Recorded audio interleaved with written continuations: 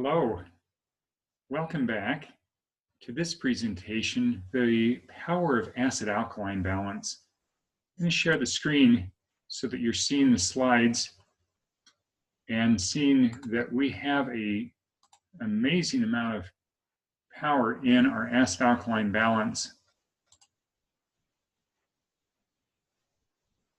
I think we're at full screen. Yes, we are. Our acid-alkaline balance affects our wellness. We impact it with our food, our interactions with others, and many other areas of our life. I have such respect for acid-alkaline balance because I was actually sick for several weeks trying to figure out why I was sick. And suddenly I found that my water was acid. I had just moved into a place that had a reverse osmosis water filter under the sink, and I had several other stressors on my life right at that time, and add water that was severely acid, because reverse osmosis water is about a 5.5 pH instead of being 7.5 or 8.5, which is where it needs to be. And we'll cover more of that in just a moment. To begin with, I want to talk about why acid-alkaline balance is so critically important. Note that when God created us, He gave us 2 eyes, 2 hands, 2 ears, 2 of most things. But for acid-alkaline balance, He gave us 7. 7 acid-alkaline balance buffers.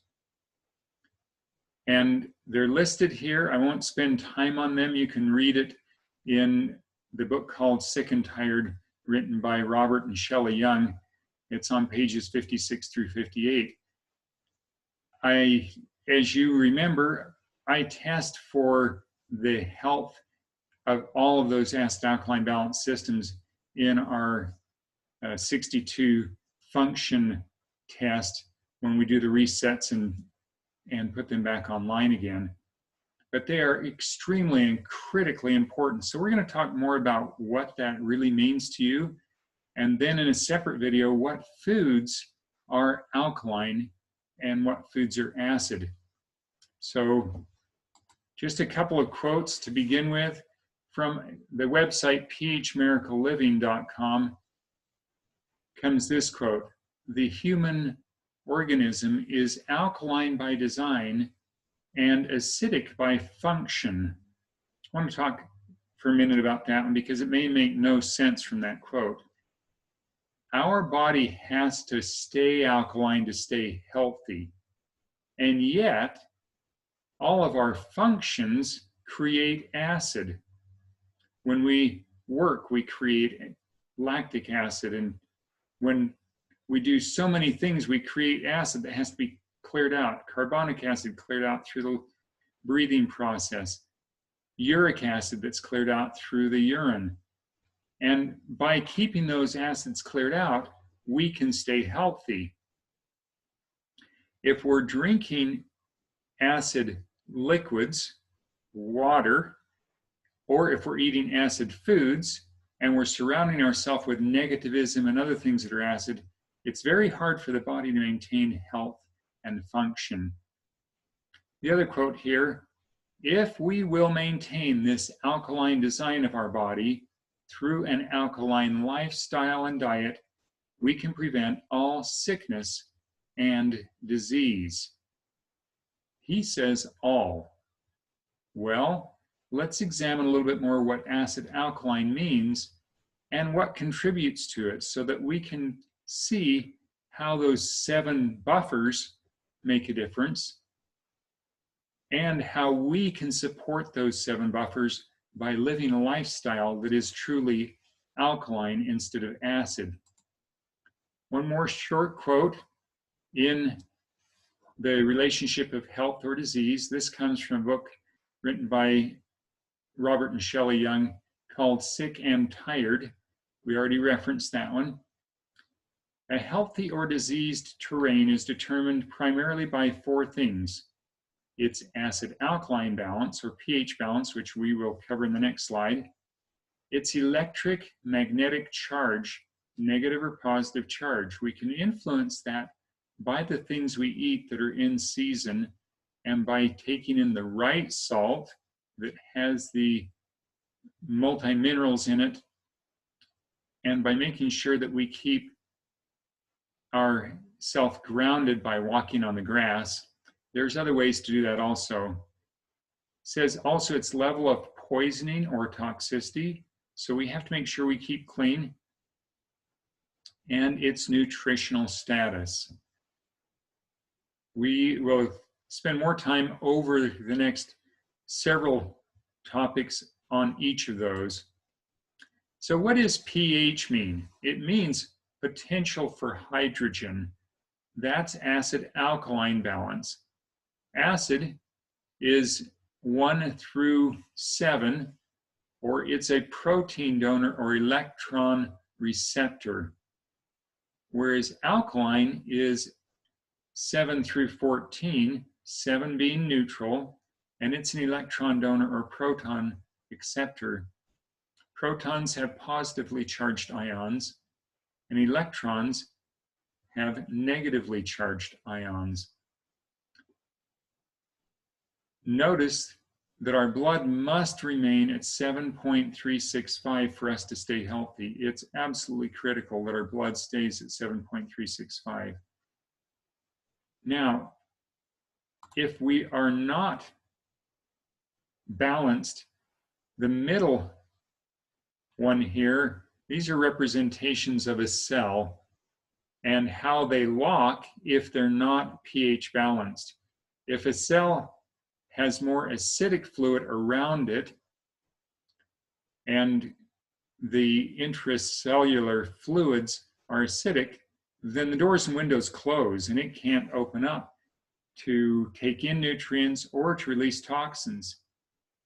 If it's balanced around it, if the pH balance of fluids around it is at 7.365 or something very close to that, then nutrients are allowed in, toxins are allowed out, the trash is moved out of the cells, and it stays healthy. Each cell stays healthy. Also, if we're too alkaline, by taking in inappropriate alkaline materials that are not fresh, then we can get too alkaline. And then nutrients also can't get in and toxins can't get out if we're out of balance. Fluid bathes all the cells within our body, and this fluid also adds nutrients to go into the cells and toxins to get out, and that fluid is called the lymphatic fluid. The lymphatic system is our intracellular fluid, or the fluid around our cells.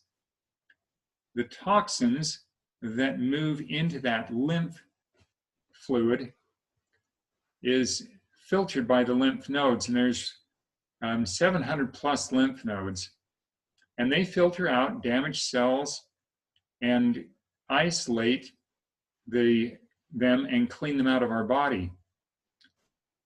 That's the purpose of the lymph nodes, is actually to take damaged cells out and to clean it out. Our lymph system has no pump though. So the lymph is moved by our exercise. Our exercise is the pump for the lymphatic system. And it has one-way valves that move it toward the center of the body. That's the critical nature of getting just enough exercise on a daily basis so that we don't accumulate those toxins around our cells and keep them around our cells. Now, because that's all water or lymphatic fluid, I want to talk about fluid, water, drinks, the things we take in, because we're about 80% water. And if we are careful and work with that water, we actually get the exact amount we need to. So let's take a look at a few of these drinks and talk about the pH balance of our body for just a moment. Carbonated cola drinks are about a pH of 2.5. That includes all of the carbonated cola drinks. Now, there is an interesting difference between those that have caffeine in them and those that don't have caffeine. A study I read years ago showed that non-caffeinated drinks like 7-Up, Sprite, just carbonated water. When we drink a 12-ounce can of those drinks, the calcium in our urine increases by 400%. We're pulling calcium out of the bones, out of the teeth, out of the nerve sheath, out of all areas of our body to neutralize that acid, and it increases by 400% with non-caffeinated sodas or colas. Now, the same study cited that when we take in a caffeinated soda like Pepsi or Coke or Mountain Dew or your favorite, whatever that happens to be, maybe you don't drink cola at all, that's good. That increases the calcium in the urine by 1,600%, 16 times. And we're dumping out our good calcium out of our body if we take in that strong of a acidic material into the body. Notice that sport drinks, Gatorades, and all of those other sport aid drinks are also very strongly acidic, 2.5 on the acid alkaline scale. There's a popular bottled water that a lot of people drink that's reverse osmosis water, or filtered water it's often called. And that's about a 5 or a 5.5 on the pH scale. And that also grabs calcium to neutralize it and pulls it out of the body. So our clients who have trouble absorbing calcium can immediately correct that by changing their water to an alkaline water or just a tap water, which is a better source than reverse osmosis water, which is the way most of the commercial companies or the big box water filters in the store, or sometimes the ones underneath your tap at your home are. Tap water, notice, is anywhere from about 6.5 to 8.5. It's better for us than filtered or reverse osmosis water. And that's just a good carbon filter on a tap to take out the chlorine or other things that the city might have put in is enough to make that water better for us. Again, let me emphasize, I've just put blood in there to show where it's supposed to. Our lymphatic fluid in our blood needs to stay at precisely 7.365. Now, fresh organic vegetable juices and fresh organic vegetables are about a 9 on the pH scale. We need to be above 7 to maintain health. Anything below 7 is going to damage our health. You've seen the ORP noted here. I'm going to just define it very quickly. It's defined as the oxidizing reducing potential. When things are oxidizing, they burn us or break down. And to reduce means that we need to have it reducing that potential. When it's a negative, as you saw here in this fresh organic vegetables, it actually energizes it, or is an antioxidant. So if you want antioxidants, the quickest way to get them actually is just to eat fresh fruits and fresh vegetables. Our body is so interesting. The digestive process starts out alkaline, then turns to acid, goes back to alkaline, goes back to acid. Our saliva should be alkaline. The areas that I've seen say it ranges in neutral to slightly alkaline. I've seen it as high as 8 in very healthy people, or very alkaline. And that's why chewing our food is so essential, so that it's broken down with something alkaline. When we swallow the food, it goes into our stomach, and our gastric juices are extremely acid, a 1 to 3.5, which is 100,000 times more acid than our saliva is. It finishes mixing around in the stomach and moves around, and then in the small intestine, it turns back to alkaline again with pancreatic enzymes being mixed with it to bring it back to 7.5 to an 8. And then as it's cleaned out and the water is absorbed out of it in the large intestine, then it moves back to slightly acid again. Some commons of overacidity include allergies, fatigue, mood disorders, neurological imbalance, low blood sugar and high blood sugar, catching everything that's going around, in other words, getting sick all the time. Some may call this aging. My experience is that once my body was completely clean, getting all the nourishment that it needed, and removing the toxins of emotional toxins and inherited energies, I have better energy in my 60s than I did as a young child. Everything functions better. I'm healthier. So let's not call that aging. Let's call that toxicity instead. Perhaps you've noticed something in this today that you're going, I need to do that. Well, make a note of it now and do it. And then report to your accountability partner that you did it. Drop me a note. Drop us a note that you did it. Whatever it takes to make those actions. You can review the slides again here in this presentation and see what actions you need to do.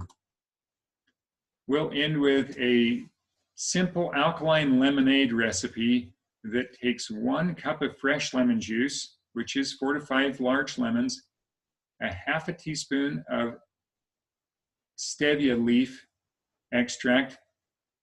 Check to make sure that that's just stevia, and you can use a lot less on some of the brands, so check their recommendations. 2 tablespoons of raw honey. That's raw honey, and may be optional depending on your muscle testing, what you find for you. 2 cups of frozen strawberries and a gallon of pure water, and that makes a lovely alkaline drink to refresh you on a hot day. Thank you very much, and I really appreciate you learning with me, and I hope you can implement these things that will make you more alkaline.